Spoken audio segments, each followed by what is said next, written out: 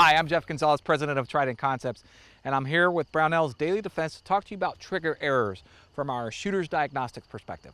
So, one of the other corrective strategies that we'll work on is going to have to do with trigger errors. And I'll be honest, the majority of shooter errors that we see are going to be related to trigger.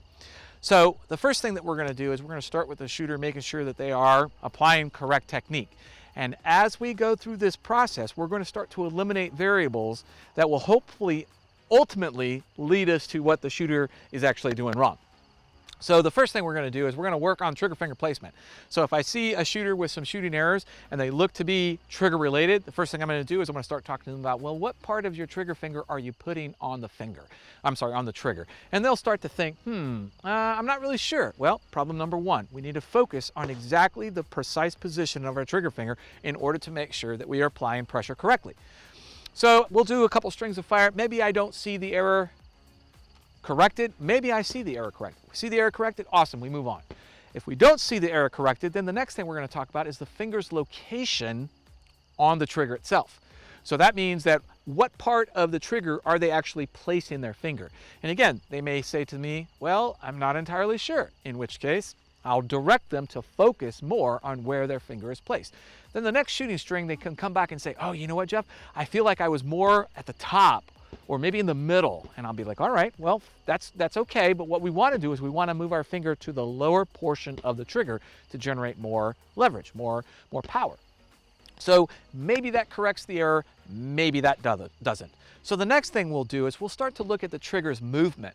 And as I'm looking at the target, in specific, what am I looking for? Well, I'm looking to see where are those shots being placed. The first thing I want to hopefully do is eliminate a complex shooting error. I want to break it down into just a simple shooting error. And if I see that simple shooting error, it's generally going to be at about the 6 o'clock region, maybe 5 to 7 at times, but generally it's going to be right there at that 6 o'clock region. And typically when I see that that shot group at 6 o'clock, how low at 6 o'clock is going to tell me typically what type of shooting error that is. If I see it just barely at the bottom of the aim point, a lot of times what that is that's just a little bit of what we call a stall point. So as the shooter is applying that 3-2-1, they kind of stall at that one position. And again, this can have a lot to do with not having enough power to move smoothly all the way through. But if we see that that shot group is actually kind of low, typically I know what's happening, which is that they're going from 3 to 1, they're skipping 2 altogether, applying too much force, and the gun is moving before it actually fires. So what do we try to do? We try to isolate the trigger fingers to make sure that it's not doing anything it shouldn't be doing. That means that it's not rubbing the frame, that means it's correctly placed, that means it's got all the correct movement patterns repeated so that it's doing everything that it needs to do. And when we see those errors, we can start to work with the shooter to correct them. Now, the last thing that we typically will see that could potentially be a trigger-related error is actually the grip. And this doesn't sound like it should happen, but when we see a shooter error in a certain position, a lot of times what that means is that it's a grip integrity issue.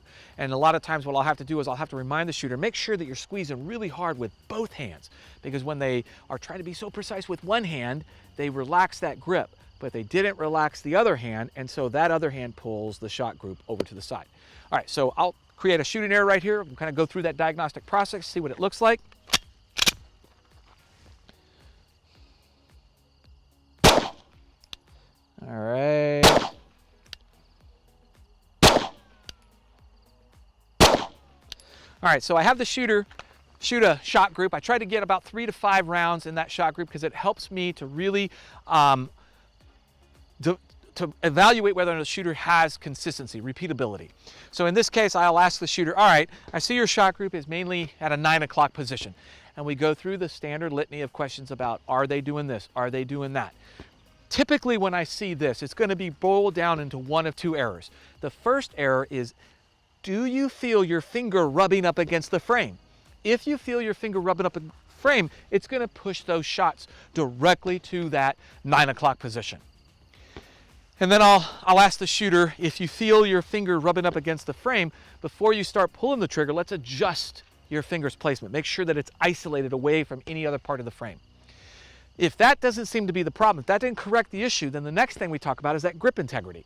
And a lot of times the shooter doesn't realize that they're relaxing that grip. And as soon as I can get them to focus in on that grip, all of a sudden their shooting error changes.